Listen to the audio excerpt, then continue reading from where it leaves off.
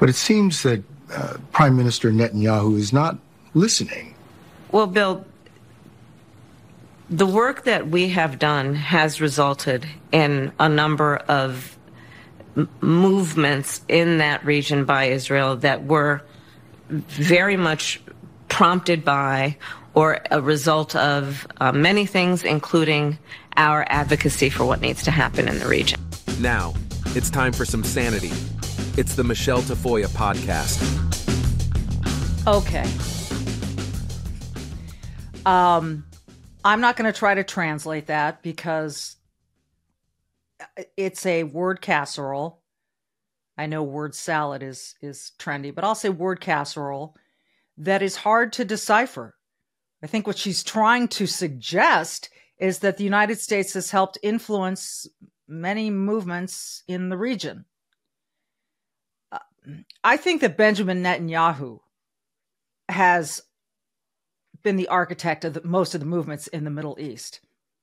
And I think after a year now, here we are, October 7th, 2024, a year out from that massacre, that uninvited massacre, that break of the ceasefire instigated by Hamas. I think that Benjamin Netanyahu is looking more and more, should I say Churchillian?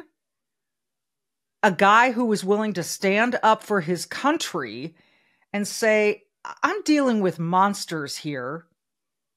This idea of a ceasefire is not going to happen if you believe the experts on Hamas who say that these people are evil and they're monsters and all they want to do is kill Jews. So even if there is a ceasefire, that's not permanent, folks.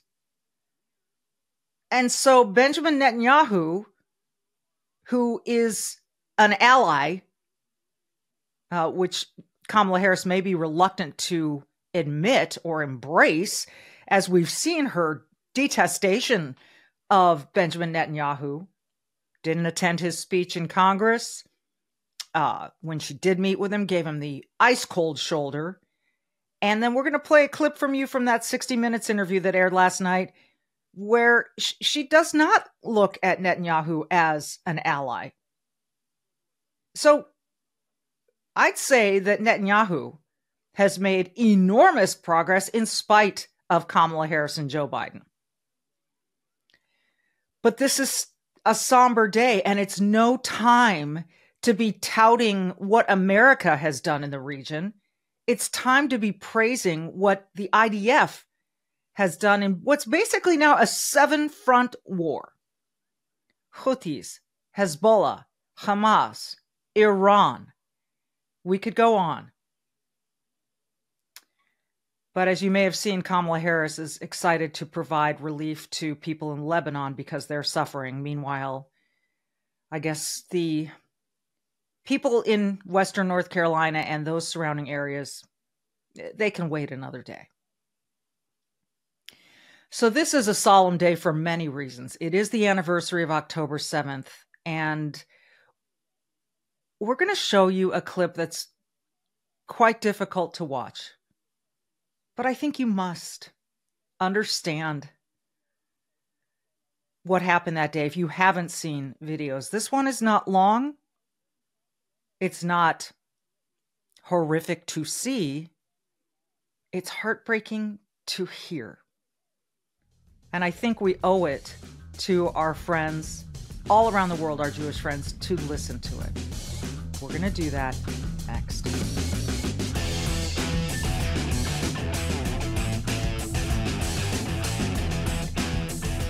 Oh, I don't know about you, but in my household, we love sweater weather, and it pairs perfectly with just savory fall foods. But if you're as busy as we are, it's hard to eat the way you'd like to. And that's where Factor comes in. Their chefs do the shopping and the chopping for you to bring you fresh, never frozen, fully cooked meals right to your doorstep. I love Factor foods. All you have to do is heat and eat. All of their meals are dietitian approved, so you know you're getting the nutrition you need, along with the fall flavors that you crave. So you want options, right? Factor offers 35 wholesome meals every week. You get to choose. There's Gourmet Plus, there's Keto, there's Calorie Smart, Vegan and Veggie. So you'll always find something that suits your lifestyle and that you love. And I'm telling you what's so great about these meals. They arrive at your doorstep, you put them in the fridge, and then when you're ready to eat one, you take it out of the fridge, you poke a few holes in the cellophane, you put it in the microwave for 2 minutes. 120 seconds. That is it. That's all it takes. And then you've got a piping hot, wonderful meal in front of you. You work hard, so treat your body right with Factor. Head to factormeals.com/Tafoya50 and use code Tafoya50 to get 50% off your first box and 20% off your next month. That's code Tafoya50, Tafoya 50 at factormeals.com/Tafoya50 to get 50% off your first box plus 20% off your next month. Factormeals.com/Tafoya 50 and get 50% off your first box, and you will not regret it.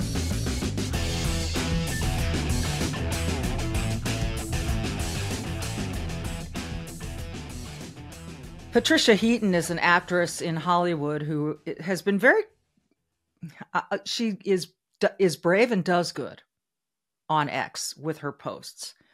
She's been very active posting about the atrocities in Israel and about the people who are still in captivity and we hope alive. But she posted this in remembrance of October 7th, 1 year ago today. And it's tough. You're not going to see any gore, but you're going to hear it.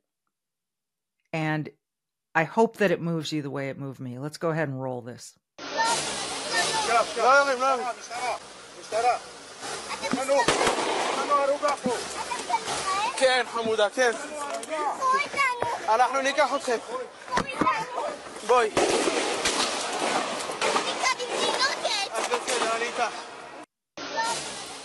If you're listening to us today and not watching, what you're hearing there is a couple of IDF soldiers rescuing a little child and another infant who were in the backseat of a car being driven by their mother, who was murdered by Hamas on October 7th. She was shot dead. The two little children were in the back, and the IDF are saying, "Don't worry, baby, we've got you." And the babies are saying, the little children, or at least one of the children is saying, "Save us." Those little voices will never know their mother again. That's the kind of horror, that's the kind of evil that should piss you off today. And frankly, what should further piss you off is that Kamala Harris, who's running for president of the United States,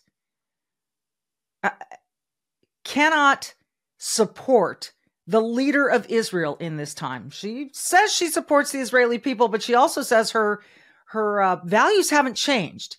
And she's been very supportive of the other side of this, of the Palestinian side of the squad. So on 60 Minutes last night, she was asked about the United States and its alliance with Benjamin Netanyahu. And let's hear that exchange. Do we have a real close ally in Prime Minister Netanyahu? I think, with all due respect, the better question is, do we have an important alliance between the American people and the Israeli people? And the answer to that question is yes. So the alliance is between the people, which is one alliance, but leadership requires another kind of alliance. Leadership requires being able to work with the leaders of your ally countries in spite of how you feel about them personally. She is straddling the fence on this one in a way that, again, should piss you off. And I, along with, I'm on the side of a lot of American Jews who say how you could possibly vote for the Democrat Party in the way that they've responded to October 7th and the protests. And we've got folks right now. We have protests on the ground in America again. And rather than, maybe I shouldn't call them protests, they seem like they're more celebrations of this anniversary, led by people who celebrated this horror and terror attack in the first place a year ago. And it's being tolerated. Now, look, I'm all about freedom of speech, so go ahead and protest, but you lay a hand, you spit on, you block one Jewish student from going to class today, and in my opinion, you ought to be arrested. Say what you want. Keep your hands off. You know, it's amazing to me. I can't believe I grew up learning about the Holocaust, learning about Nazi Germany, and it's hard to get your head around. I'm reading a book right now called A Blessing, Not a Burden, and it celebrates one of the Mengele twins and all she did in the wake of her survival. I recommend the book, and we'll have the author on soon. But you think to yourself, how could this happen again? I mean, October 7th was the deadliest attack on Jews since the Holocaust. We said never again, but it happened again. And right now, I think, frankly, Benjamin Netanyahu is doing a masterful job of these pinpoint attacks on terrorist leaders. And yes, there have been some terrible humanitarian crises in Palestine. But how can you have a two-state solution when everyone in Palestine subscribes to the Hamas leadership and that Jews need to be eradicated? They just want to kill Jews. And if you don't believe that, you're not paying attention. So this is a year out. And I heard Bari Weiss today. She's the editor of the Free Press, the founder of the Free Press, a Jewish American woman who is one of the most sane points of view on the planet. And she just said, keep standing up for the values that make America exceptional. That's how you can help and stand up for these people being persecuted. Okay, so I didn't want this entire podcast to be a downer. That's why we've invited Jim Geraghty to join us as well. We talked to Jim a couple of days ago, so this is our conversation with him. You may know him from the Washington Post or the National Review, and he has a good sense of humor. We'll come back with our conversation with Jim right after this.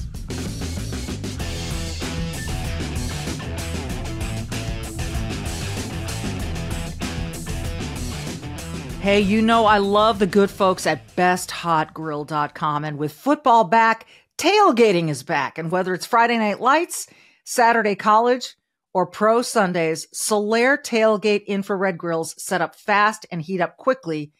Only 3 minutes to searing hot temperatures, just like the big backyard Solairs. So this is a kind of a miniature version of the backyard grill.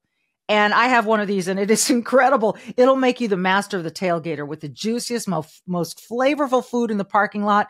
By the way, this would make a great holiday gift. Christmas, Hanukkah, whatever you celebrate. Whoever is on your gift list will love one of these. The fast grilling times leave you more time to enjoy the pregame festivities or whatever you have going on. And they also cool down so fast that you're not going to miss a minute of the game. They are made in the USA. Another reason I love this company. They're anywhere, everywhere, and all about infrared grills are portable and perfect for any grilling on the go. From picnics to camping, RVs to boating, but especially tailgating. Amaze your tailgating friends with the great food you grill with your Solair infrared grill. Learn more about these fantastic grills and Solair's Try Before You Buy demo rental program at besthotgrill.com. besthotgrill.com. besthotgrill.com.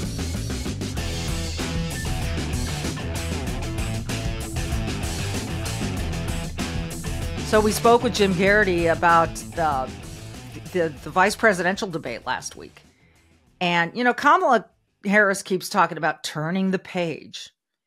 One of the things she probably wishes she could turn the page on is her vice presidential pick of Tim Walz, the governor of Minnesota, where I live. And I can personally vouch for the fact that the Minnesota press has never vet him.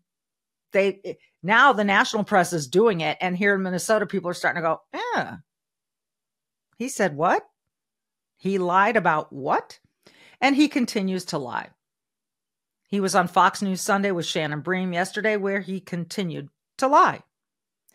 So that's what he does best. So does she want to turn the page? We'll talk to Jim Geraghty about that. Listen here. And didn't Harris say we're not going to look back? We're going to turn the page. We're looking to the future. So. She's not turning the page where this is concerned. I bet she wishes she could turn the page on her vice presidential pick, Tim Walz. And this is a demonstration of her decision making, her judgment of people, her willingness to do research. Look, I've lived in Minnesota for 3 decades. I've seen governors come and go. Never has the state been in worse shape than it has become under Tim Walz. And it doesn't take a lot of digging to figure that out. Let's just start with this bit about Tiananmen Square that tripped him up in the debate the other night. No one researched this. No one fact-checked this till this week, till the last 10 days.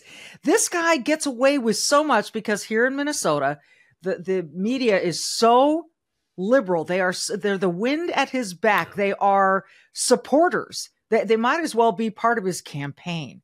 So nobody fact-checked this. And then finally, Minnesota Public Radio and some other places, I think Alpha News, looked at this a little more closely and said, you were in Nebraska during the Tiananmen Square uprising.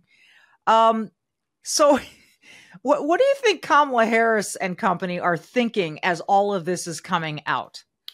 So in the lead up to Harris's decision, I thought she was going to pick Pennsylvania Governor Josh Shapiro. I did too. Pennsylvania was, arguably the most important state in this election. Shapiro is not just popular in the state. The Philadelphia Inquirer just had new numbers. He's literally more popular than Taylor Swift.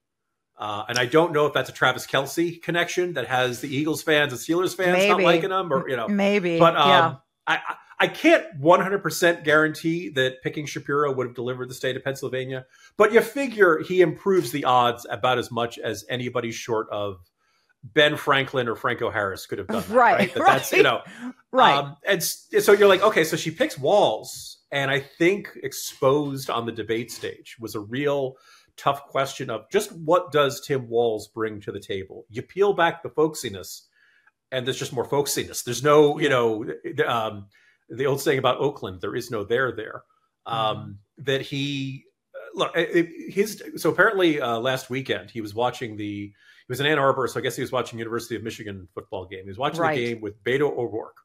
And I thought that was a very either appropriate or ironic buddy to have around, because Beto, I remember when I first heard about Beto O'Rourke, January 2018, Texas Monthly, he's on the cover, The Democrats' Great Hope. It's an 11-page article. I looked at it, was 9,000 words. It's this gushing, and I keep reading and I'm like, okay, what makes this guy so special? And the more I read into it, he just seems like just another standard issue Texas Democratic congressman. And I kept reading. It's like, is there a page missing from it? Why is this guy? Is he a war hero? Is he saved orphans from a burning building? What makes this guy so? And and lo and behold, he wasn't there. Now, Beto O'Rourke did go closer to winning statewide in Texas than any Democrat had in about a generation.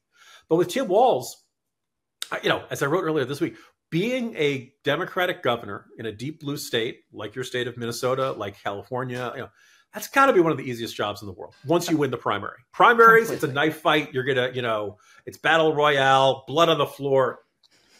General elections, you don't have to break a sweat. Republican parties in those states are generally in pretty sad shape. The media, you mentioned, the media environment. First of all, every governor thinks that they're ready to run for president because they can handle the state media. Even one of my favorites, Ron DeSantis, I think learned that lesson the hard way. Mm-hmm. Running for president, or in this case, vice president, is hard. You're going to be subjected to a level of media scrutiny you've never had before. Every little fib you got away with, like here's where I was, or this is the rank I retired at, or as an Iraq veteran, or things like that. That stuff catches up to you in a presidential or vice presidential campaign. And I think with Walz, there had been that CNN report before the debate saying that he was nervous. And I saw that like, nah, that's just expectation setting. Right. They're lowering the expectations. Yep. And now, no, I believe you, because he looked nervous. He looked like he did. The way we all have had, or at least I certainly have those dreams where it's your final exam day in class and you have to give an oral report and you can't find the classroom and you're going through the hallways and you're not wearing any pants and all these things are happening. That was Tim Walz on the debate stage. He looked like he was like, oh God, 2 months ago, I just wanted to be governor of Minnesota. Yeah. And now the presidential race is dependent upon what I do. Yeah. And he just had this deer in the headlights look. I think the irony of when people say, oh, the debate was a draw and people came out of it feeling better for him. I think people just felt sorry for him. I think they felt he was completely in over his head. You know? Yeah, I think that's true. When they describe him as your funny uncle or he'd be a good neighbor, please, Joe Scarborough, make him your neighbor. I don't want him as my neighbor in Minnesota anymore. Take him. He may well be that kind of guy, but we're asking him to be a heartbeat away to be commander-in-chief in a very dangerous world. Exactly. Maybe he is a great neighbor. Yeah. Well, whatever. He's a great neighbor who let Minneapolis burn. He's a great neighbor whose wife said, we left the windows open so we could smell the smell of burning rubber during the riots. I don't consider that a great neighbor. He may have been a good teacher at one time. I don't know, but his grammar wasn't very... All we have to fear is fear itself. His grammar wasn't great on the stage. And again, if that makes him folksy, whatever, I don't want him sitting across. I don't want him one heartbeat away. Yeah, to me, that's more terrifying than Sarah Palin. Yeah. Could you see him staring down Xi Jinping? No. Could you see him going nose to nose with Vladimir Putin? Now, people could say, well, I don't think Biden can do that. Yeah. He's already there. Listen, but yeah. The connections to China are going to be very interesting to unravel as well. And that's underway because a guy who's been to China that many times, I mean, I barely visit my parents that many times. It's like, what are you doing? So it's really interesting. The other trouble that they're having in Kamala world is her husband, Doug Emhoff.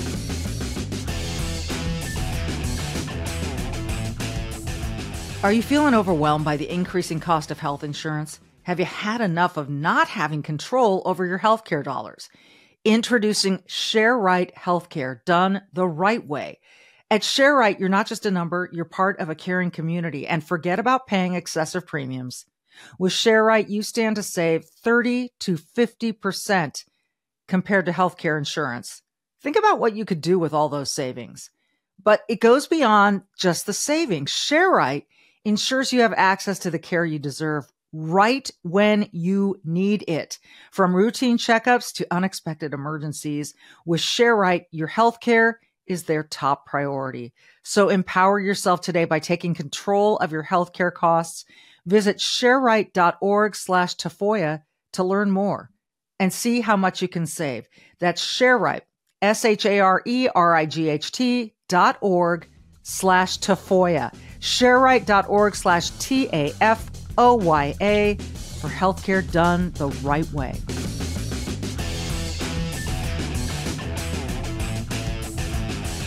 The other trouble that they're having in Kamala world is her husband, Doug Emhoff.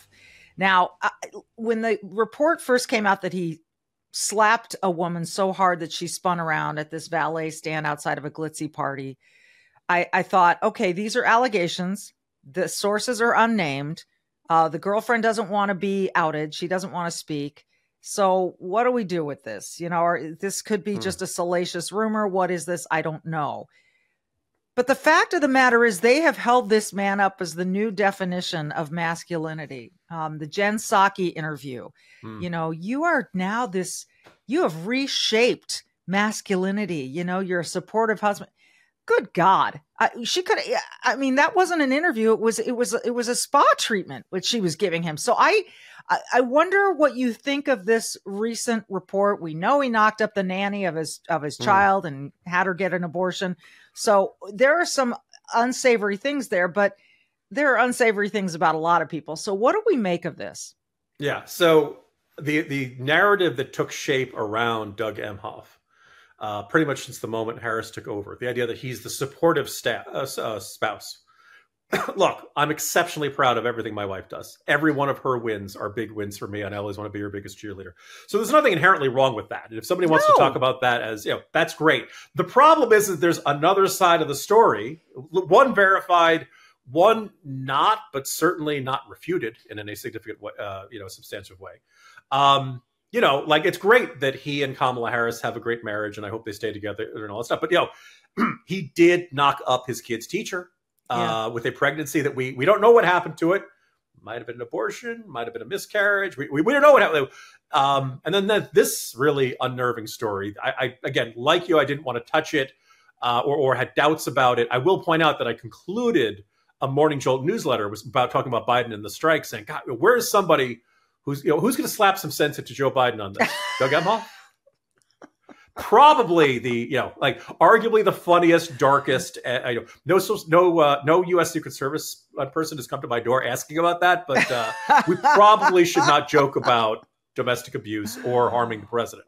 Well, look, if we're supposed to believe all women, Jim, if we're supposed to believe all women, true, yeah.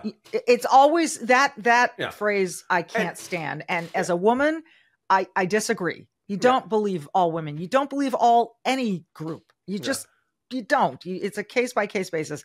This is interesting. Before I let you go, here we are. We're, weeks away now from this election.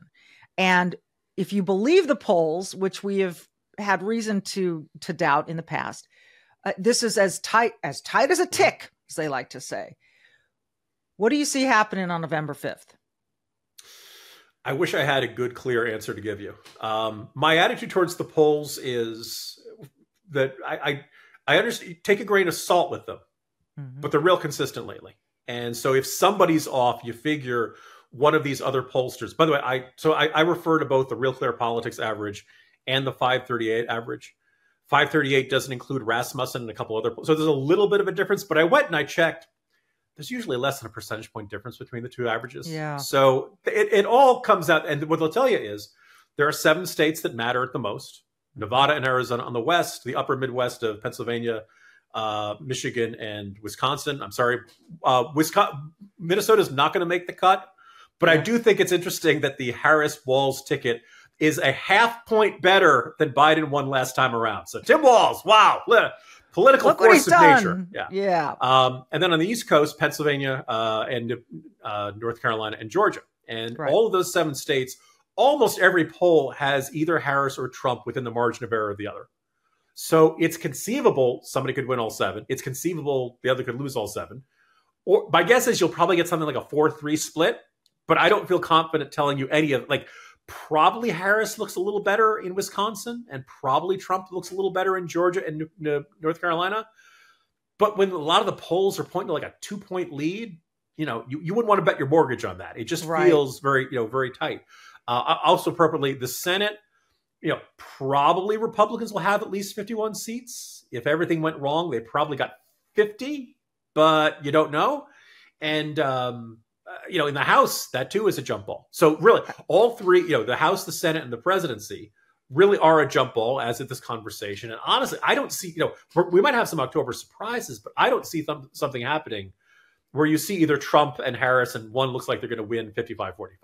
I think this is going to be really tight towards the end. And so the good news, is the candidate you like is still in it, has a really good, roughly a 50-50 shot, and could easily end up with more than 270 electoral votes. The bad news is the candidate who you think is a nut job and who is absolutely unacceptable and you can't believe the other party nominated, well, they got a roughly 50-50 shot too. So I wish I could say, I think right now, look, I can get it down. I can award each one and feel reasonably okay. And then it comes down to Pennsylvania. Yeah. And the difference in them and the averages is like less than 1%. So it's my fear about this too, Jim, is that it's going to be so close and we're going to be talking maybe hanging chads or something that is going to make people doubt the security of this election, the validity of all the votes being counted correctly, all of that kind of stuff. That concerns me. Yeah. Ideally, look, in a perfect world, we would know election night. Based on how things are looking, we're probably not going to know election night. Yeah. There are a couple of states that won't allow them to start counting until the morning of election day, even if there's been a lot of early vote absentee stuff like that. I have a forthcoming column at that other place I write called the Washington Post. It's an obscure DC publication where I just talk about all the efforts to change the rules in my mind in the middle of the game. There was this push that now appears to have not succeeded to change how Nebraska counts its electoral votes. Usually it doesn't by congressional vote. The Omaha district looks like it's going to go for Harris. The Trump folks wanted to get the state legislature to say, nope, we're doing winner take all. Doesn't look like that has succeeded. Both that and Maine. My guess is that Nebraska and Maine are going to offset each other. Trump has won the 2nd district in Maine the last 2 times. You figure he probably does it this time around too, but I wouldn't, again, don't bet the mortgage. But don't bet the mortgage in general. Like that's just general life advice. That's good advice. Yeah. I'm so glad I had you on today just for that purpose, to remind me not to bet anti-sports betting here. Yes. Well, listen, people can find you at the National Review, at the Washington Post. I love reading you, and it's a pleasure to have you on. And then we'll probably talk after the election to figure out where the hell the country's going. But I look forward to that. Thank you so much. Take care.